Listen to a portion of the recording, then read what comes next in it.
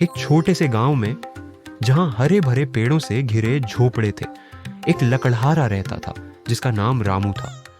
रामू बहुत ही गरीब था, लेकिन उसका दिल सोने जैसा शुद्ध था।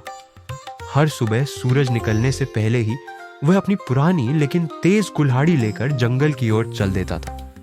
रामू की कुल्हाड़ी उसके लिए बहुत कीमती थी। वह कुल्हाड़ी उसके पिताजी की थी और उनके पिताजी की भी।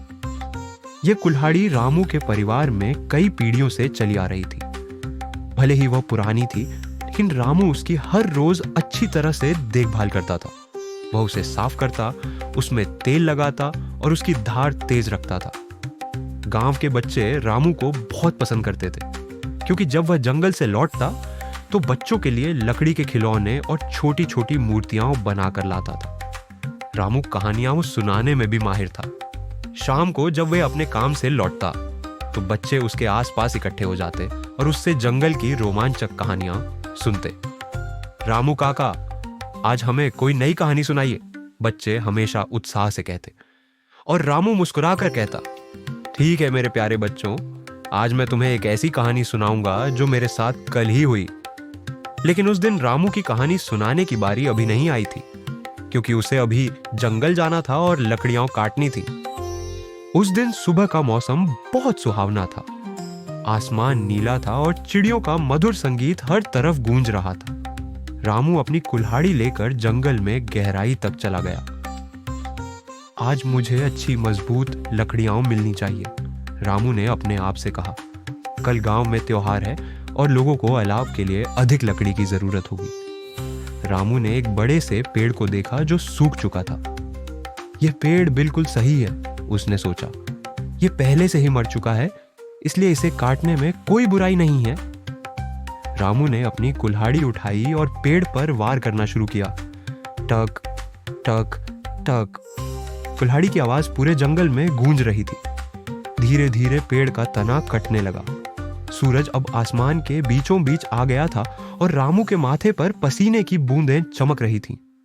उसने अपना माथा पोंछा और फिर से काम में जुट गया। वह बहुत मेहनती था और कभी भी आराम करने के लिए ज्यादा समय नहीं लेता था।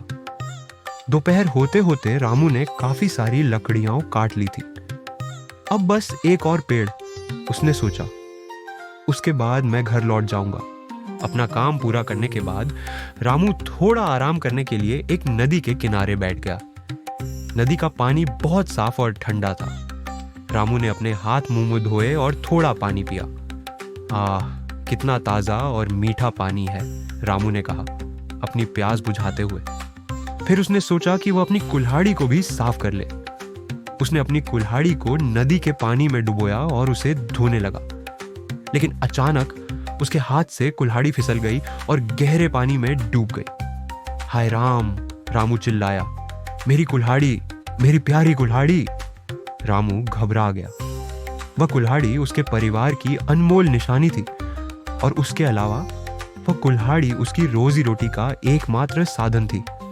उसके बिना वह लकड़ियां नहीं काट सकता था और लकड़ियों के बिना वह अपने परिवार का पेट नहीं भर सकता था। रामू नदी के किनारे बैठकर बिलखने लगा।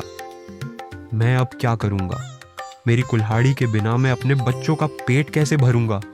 जैसे ही रामू रो रहा था, नदी का पानी अचानक हिलने लगा। एक तेज चमक हुई और पानी से एक चमकदार रूप उभरा। यह वरुण देव